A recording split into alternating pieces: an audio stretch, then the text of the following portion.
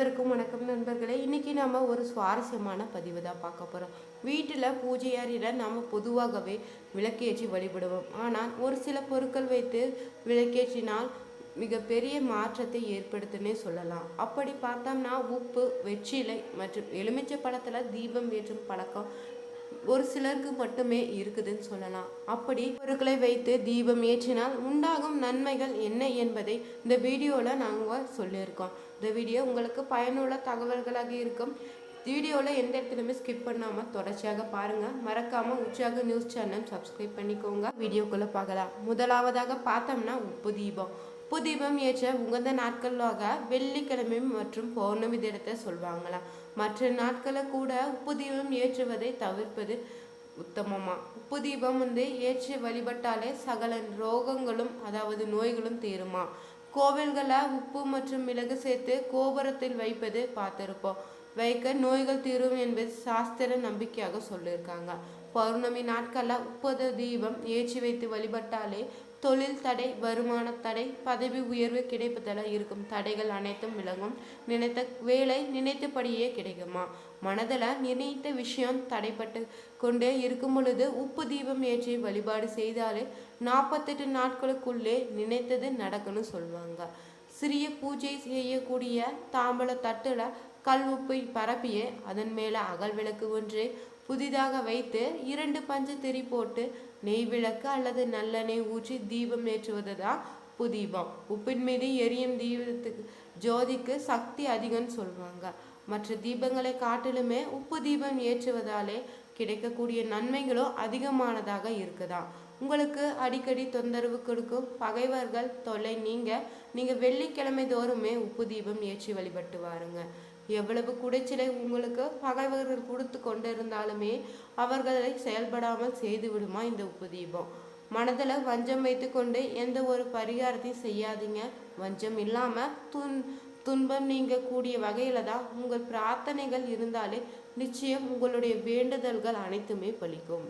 பிரச்சனையால கஷ்டப்படுவங்களோ, கடன் தொல்லையால அவதிப்படுவங்களோ, தொழில் விருத்தி உண்டாக, வாடிக்கையாளர்கள் எண்ணிக்கை உயரவும், பதவி உயர கிடைக்க, மனதில் நினைத்த விஷயங்கள் நடைபெற, நீண்ட நாள் ஆசைகளும் நிறைவேற, பிள்ளை வரம் வேண்டுபவங்களோ, மனதிற்கு பிடித்த வேலை கிடைக்க வேணும்னு நினைப்பவங்களோ வெள்ளிக்கிழமை மற்றும் பௌர்ணமி தினத்துல உப்பு தீபம் ஏற்றி வழிபாட்டு செய்தாலே வேண்டுதல் பலிக்குன்னு சொல்வாங்க.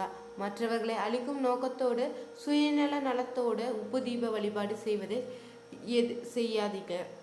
பார்த்தோம்னா வெற்றிலை தீபம். தமிழ் கடவுளான முருகனை மனமுருகி வழிபட்டாலே நீங்க நினைத்த காரியங்கள் அனைத்துமே நிறைவேற்றி தருவாருன்னு சொல்லலாம்.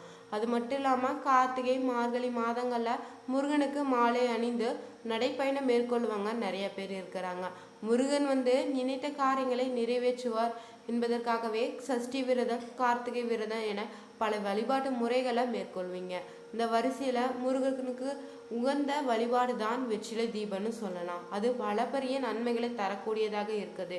நெய் தீபம், எலுமிச்சை தீபம் போன்ற தீபங்களை ஏற்றுவதோடு முருகனுக்கு மிகவும் பிடித்த தீபம்னா வெற்றிலை தீபமா. தொடர்ச்சியாக இந்த தீபத்தை 9 வாரங்கள் ஏற்ற வேண்டுமா.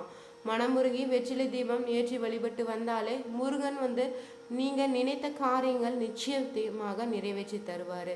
குறிப்பாக பார்த்தோம்னா குழந்தை வர வேண்டுவங்களும், முதல் திருமணம் விரைவில் கைகூட வேண்டும்னு நினைத்து வேண்டுவர்கள் இந்த வெற்றிலை தீபத்தை ஏற்றி வந்தாலே நிச்சயமாகவே அதற்கான பலன்கள் கட்டாயமாக நடைபெறும்.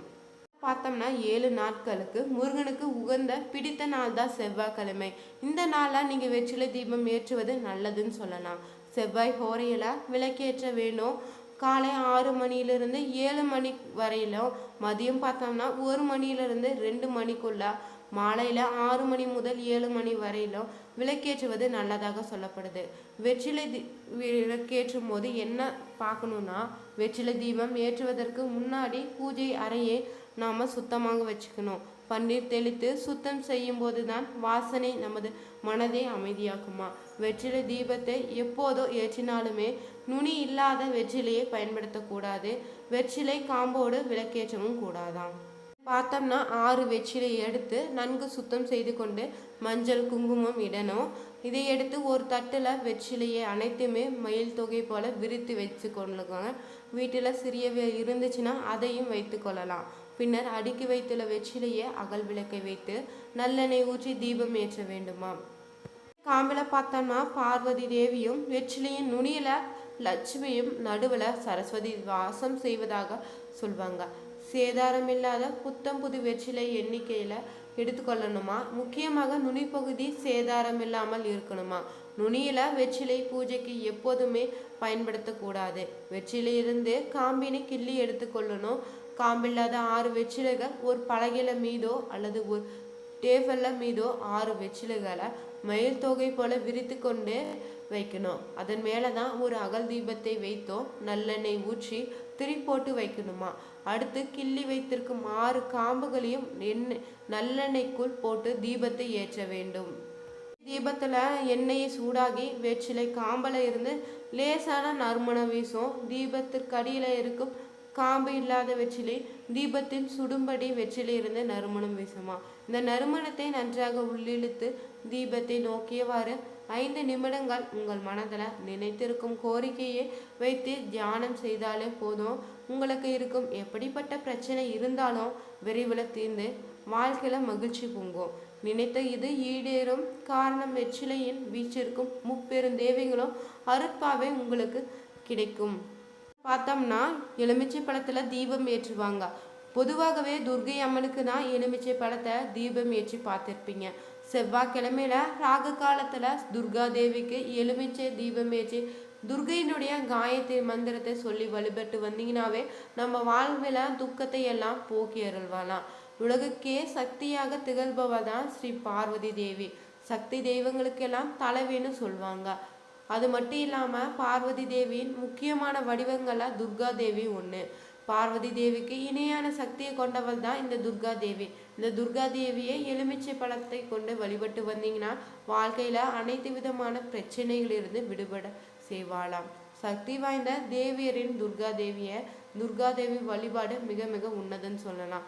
எல்லா நாளிலும் எந்த நேரத்திலையும் துர்கையை வணங்கலாமா. எல்லா சிவ ஆலயங்களிலும் கோஷ்டத்தின்னு துர்கைக்கு சிலை வடிவமைச்சிருப்பாங்க.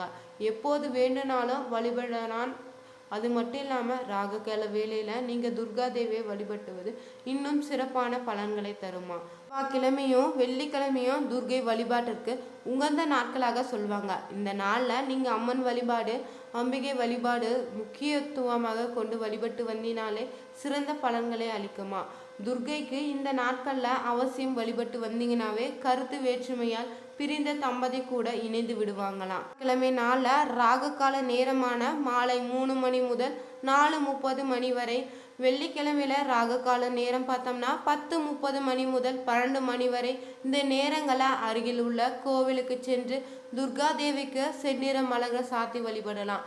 எலுமிச்சில தீபமேற்றி நம் பிரார்த்தனைகளை தெரிவித்தாலே துர்கையினுடைய காயத்ரி மந்திரத்தை சொல்லி நம்முடைய கோரிக்கைகள் அவளிடம் சமர்ப்பித்தாலே உங்களுடைய அனைத்து விதமான பிரச்சனைகளிலிருந்து விடுபட செய்வாள்.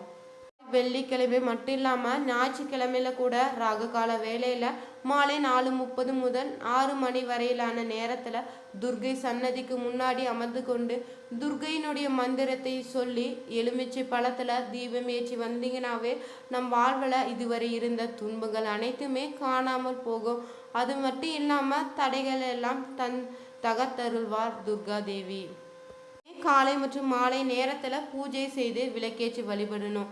இதே பார்த்தோம்னா பெண்கள் செய்தால் சிறப்பாக சொல்லப்படுது. மாலை நேரத்துல வீட்டம் சுத்தம் செய்த பிறகுதான் விளக்கேற்றி பூஜை செய்யணுமா. தீபம் ஏற்றும் பொழுது நெய், வேப்ப எண்ணெய், தேங்காய் எண்ணெய், விளக்கெண்ணெய் சேர்த்து ஏற்றினாலே தேவியினுடைய அருள் கிட்டுமா. அன்னை வணங்கும் பொழுது மேலே கூறிய எண்ணெய் கொண்டு ஏற்றலாமா. நெய் தீபம் ஏற்றினால் சகலவித மகிழ்ச்சியை வீட்டில் ஏற்படுமா. நல்லெண்ணெய் கொண்டு தீபம் ஏற்றி வந்தீங்கன்னா வீட்டில் உள்ள பீடை ஒளியும் தோஷம் யாவும் நீங்கி விடுமா. விளக்கெண்ணெய் கொண்டு தீபம் ஏற்றி வந்தீங்கன்னா பெயர் புகழ் கீர்த்தி உண்டாகுமா. வேப்ப எண்ணெய் கொண்டும் இழுப்பை எண்ணெய் கொண்டு நெய் எண்ணெயும் கொண்டு கலந்து தீபம் ஏற்றினா வீட்டில் செல்வம் சேருமா. வறுமை நீங்கி சகல சந்தோஷங்களும் பெருகுமா. தெய்வ வழிபாடு தடை, பித்ரு தோஷம், செவ்வாய் கிரக தோஷத்தால் ஏற்படும் பாதிப்புகள் இருந்து பாதுகாப்பு அளிக்கிறது கருங்காலி மாலை. அது மட்டும் இல்லாமல் தொழில் கூடத்தில் வைத்து நீங்கள் வழிபட்டுனா தொழில் விருத்தி அடையும், லாபமும் பெருகுமா. இத்தகைய பயன்களை கொண்ட கருங்காலி மாலையை வாங்க விரும்பினா வீடியோவில் டிஸ்கிரிப்ஷனில் கொடுத்துருக்க நம்பருக்கு கால் பண்ணுங்கள்.